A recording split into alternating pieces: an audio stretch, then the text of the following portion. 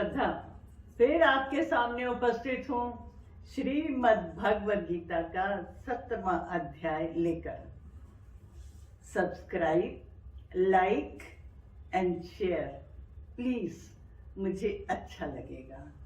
तो अब हम बात करते हैं श्रीमद् भगवद गीता के 17वें अध्याय की। पिछले अध्याय में भगवान श्री कृष्ण ने अर्जुन से ये कहते हुए अपनी बात को पूरा किया था कि हे अर्जुन, हमारे कर्मों का आधार हमारे शास्त्र होने चाहिए, ना कि किसी का व्यक्तिगत स्वार्थ। इस अध्याय में अर्जुन के मन में यह प्रश्न उठता है, भगवान, यदि भविष्य में लोग शास्त्रों का ज्ञान ना रखते हुए केवल श्रद्धा से ही अपने कर्मों का मार्गदर्शन लेंगे तो उनकी क्या स्थिति होगी। श्री कृष्ण कहते हैं, हे अर्जुन, जैसे मनुष्यों का स्वभाव होता है वैसे ही उनकी श्रद्धा भी होती है, और स्वभाव होता है उनके संस्कारों से, और संस्कार होते हैं मनुष्य के पूर्व जन्मों के कर्मों से। इस अध्याय में श्री कृष्ण सफल एवं सुख शांति के जीवन जीने की कला बताते हैं। इस कला को उन्होंने 4 भागों में विभाजित किया है: भोजन, यज्ञ, दान और तपस्या। भोजन, ताजा सादा रस युक्त चिकना ऐसा भोजन आयु, बुद्धि, बल, आरोग्य और सुख शांति को बढ़ाने वाला सात्विक लोगों को प्रिय होता है। कड़वे, खट्टे, तीखे, रूखे, चिंता और रोगों को उत्पन्न करने वाले भोजन राजस स्वभाव वाले लोगों को पसंद होते हैं। अध पका, रस रहित, बासी, अपवित्र भोजन तामसिक लोगों को पसंद होता है। यज्ञ, ये हमारे देवताओं के प्रति हमारा धन्यवाद है। जो यज्ञ शास्त्र एवं विधि पूर्वक बिना किसी मनोकामना के किया जाता है वह यज्ञ सात्विक होता है। अहंकार और कामना सहित किया जाने वाला यज्ञ राजसिक होता है। एवं जो यज्ञ शास्त्र विधि के बिना, मंत्रों के बिना, दान और दक्षिणा के बिना किया जाने वाला यज्ञ आसुरी यज्ञ अथवा तामसिक यज्ञ कहा जाता है।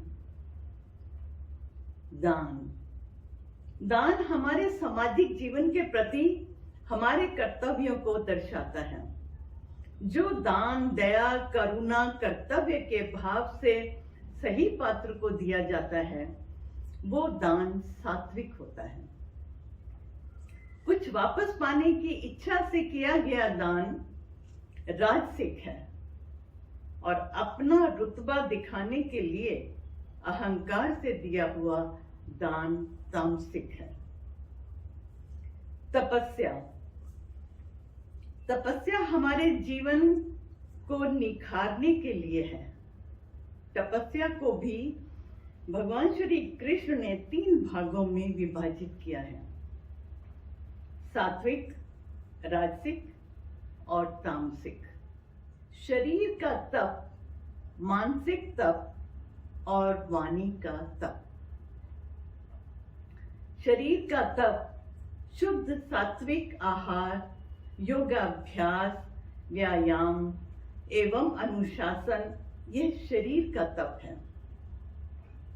मानसिक तप, स्वाध्याय, ध्यान, अच्छी पॉजिटिव सोच, सबके भले की कामना, यह मानसिक तप है। अंत में बहुत ही महत्वपूर्ण है वाणी का तप। यह छोटी सी जबान तलवार से भी गहरा घाव कर सकती है।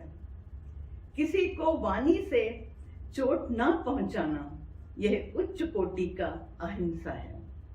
मनुष्य को बहुत सोच समझकर अच्छे शब्दों का चयन करके बोलना चाहिए। जिस प्रकार कमान से निकले हुए तीर वापस नहीं आते, उसी प्रकार जुबान से निकले हुए शब्द भी वापस नहीं आते। भले ही बाद में पश्चाताप में हम सॉरी बोल दें, पर जो धागा एक बार चटक गया है उसे दोबारा जोड़ भी ले तो भी गांठ तो पड़ ही जाती है।